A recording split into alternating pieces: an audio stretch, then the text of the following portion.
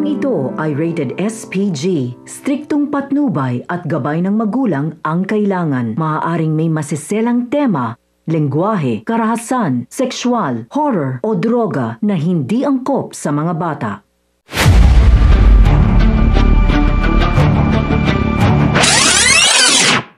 Mga kapamilya, sa pagkikita ni Marites at Mokang sa Quiapo ay humingi ng tawad si Mokang kay Marites. Sinabi niya kay Tess na hindi niya sinasadyang masaktan si Tanggol at sinubukan niya naman umanong pigilan si Tanggol na huwag gumawa ng masama. Ngunit hindi umano siya pinakinggan ni Tanggol. Ayon pa kay Mokang na nakasalalay umano ang buhay ng kanyang tatay Marsing kaya nagawa niyang magpakasal sa iba.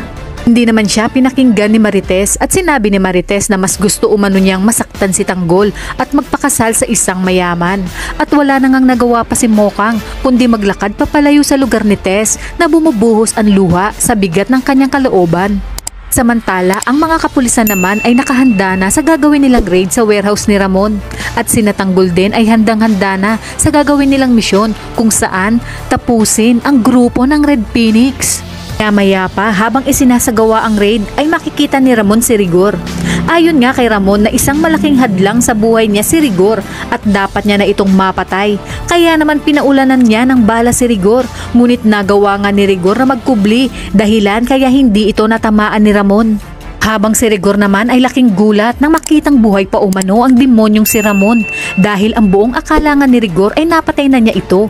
Nagtaka naman si Rigor kung bakit magkasama sina Ramon at David, maging si Beng nga ay nakita ni Rigor na siya ngang si Olga. Kaya naman naging palaisipan kay Rigor kung bakit magkakasama ang mga ito. Ganun na din ang kanyang anak na si David. Dito nga ay napagtanto ni Rigor na kaya pala bigla ang dami ng pera ni David at nakakabili na ito ng mga mamahaling gamit. Samantala, ang Red Phoenix naman ay dali-daling bumalik sa kanilang sasakyan upang tumakas. Ngunit huli na nga dahil nakaabang na sina Tanggol at Bubbles. At nang magpaulan na ng bala si Tanggol at Bubbles sa grupo ng Red Phoenix, dito ay siniguro nilang walang matitirang buhay. At nang masiguro nilang wala ng buhay sa Red Phoenix, ay dali-dali silang aalis. Ngunit bago pa man sila makasakay ng motorsiklo ay naabutan sila ni Rigor. Sinabi nga ni Rigor na itaas ang kanilang mga kamay at hubarin ang kanilang helmet. At nang papaharap na sana sina Tanggol, dito na lumabas sina Chief Espinas at Balatukan at pinaputukan sina Rigor.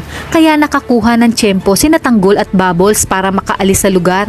Habang ang ibang kapulisan naman ay hinabol sina Tanggol at dahil alam ni Tanggol ang pasikot-sikot sa Quiapo ay hindi sila nagawang maabutan ng mga pulis. Kaya naman mga kapamilya, pakaabangan natin ang mas kapanapanabik na eksena dito lang sa FPJ's Batang Quiapo.